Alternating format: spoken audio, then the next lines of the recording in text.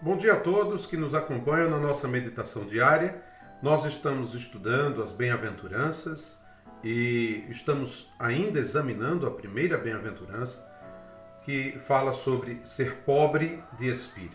Ontem falamos de que essa expressão de Jesus, pobre de espírito, é muito mal compreendida.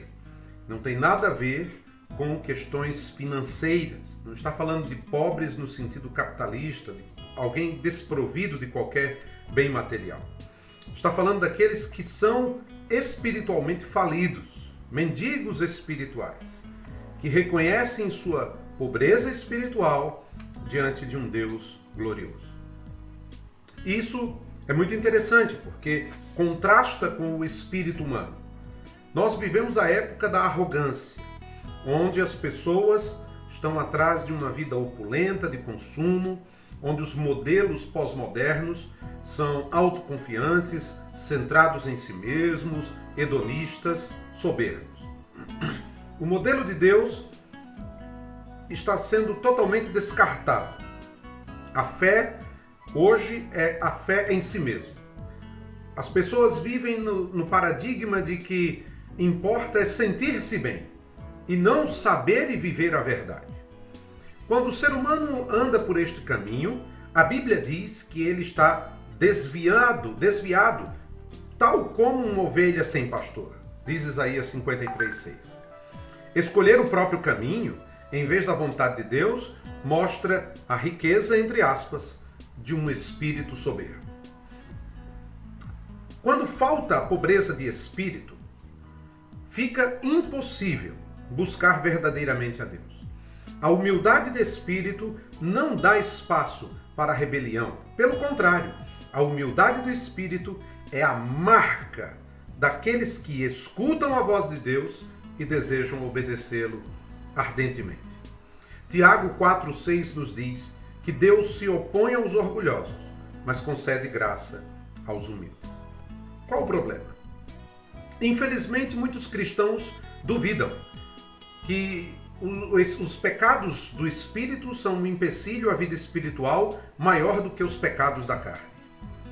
E o principal obstáculo à humildade de espírito é a soberba. A Bíblia diz que Deus se opõe aos soberbos. E foi a soberba que provocou a queda de Satanás. Por isso, a linha de batalha entre Deus e Satanás está delineada exatamente na altura da rebelião de Satanás. Se no seu coração não tivesse surgido nenhuma soberba, ele não teria caído. Portanto, deve ficar claro para cada um de nós que um veio de soberba percorre todo o pecado e rebeldia contra Deus. No centro da soberba está o egoísmo. É assim que a soberba produz a autossuficiência e o desafio contra Deus. A mesma soberba que derrubou Lúcifer foi a mesma que surgiu no coração de Adão e Eva e que os impediu de consultar a Deus a respeito das mentiras que a serpente lhe contou.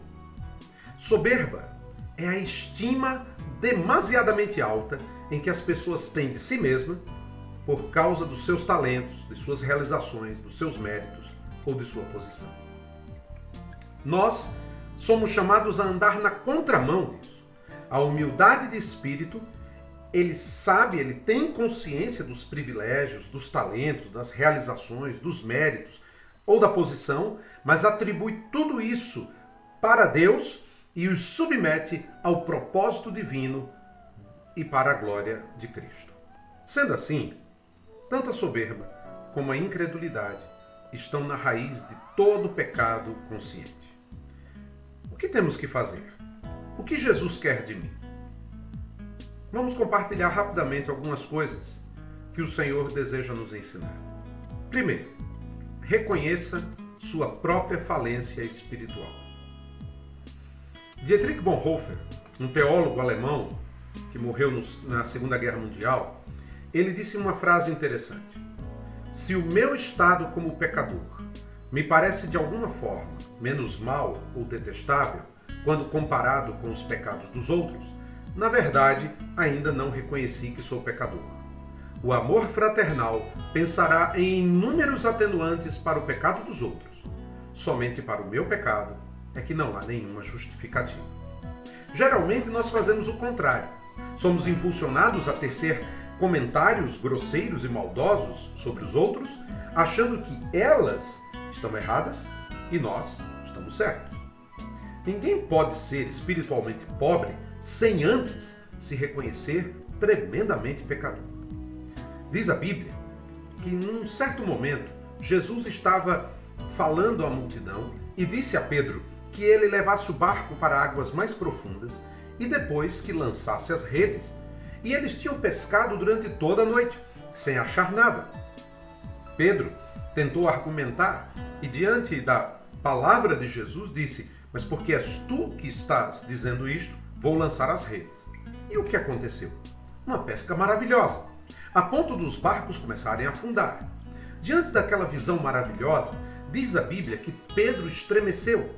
Lucas 5,8 diz que quando Simão viu isto, prostrou-se aos pés de Jesus e disse: afasta-te de mim, Senhor, porque sou um homem pecador. Ele reconheceu sua falência espiritual. Isso é ser pobre em espírito. Um homem que não podia estar na presença do Senhor, na presença maravilhosa do Senhor. Segundo lugar, dependa do Senhor e da sua graça. Ser humilde de espírito, pobre de espírito, é a melhor maneira de descobrir a felicidade que tão frequentemente escapa daqueles que procuram uma vida feliz.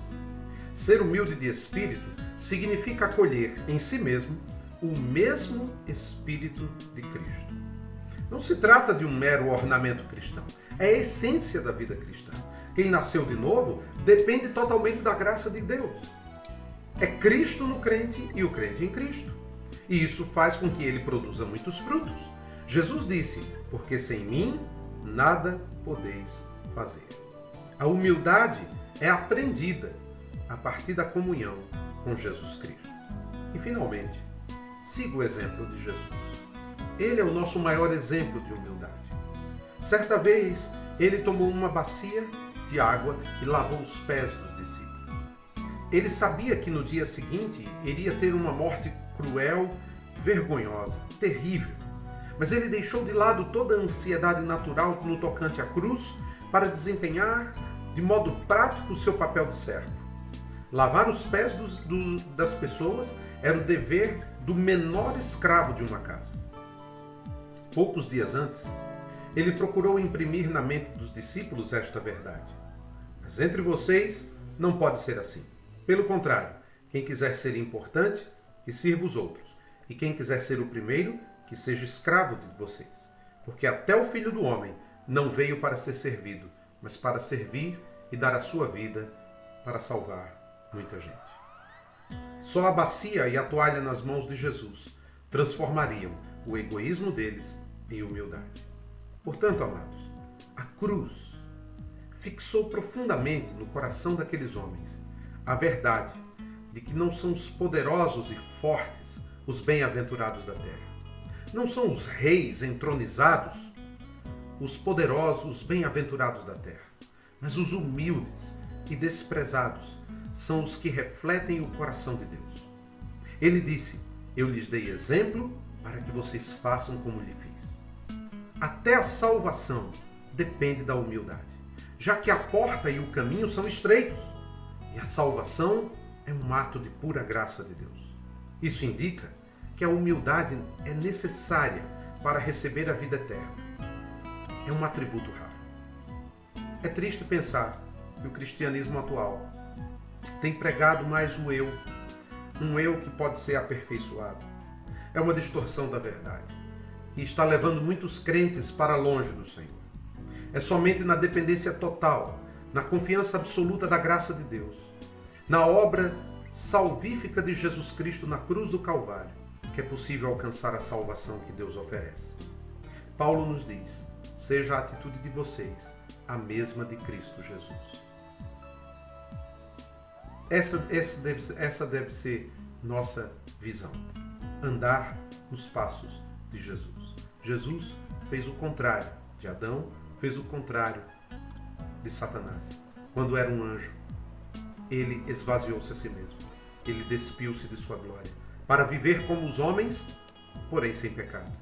Sendo que Deus escolheu, sendo Deus, ele escolheu voluntariamente ser um homem, com todas as desvantagens, com todos os desafios da vida humana. Ele humilhou-se a si mesmo, para receber a estigma de um escravo. Ele voluntariamente optou obedecer ao Pai e morreu de forma humilhante.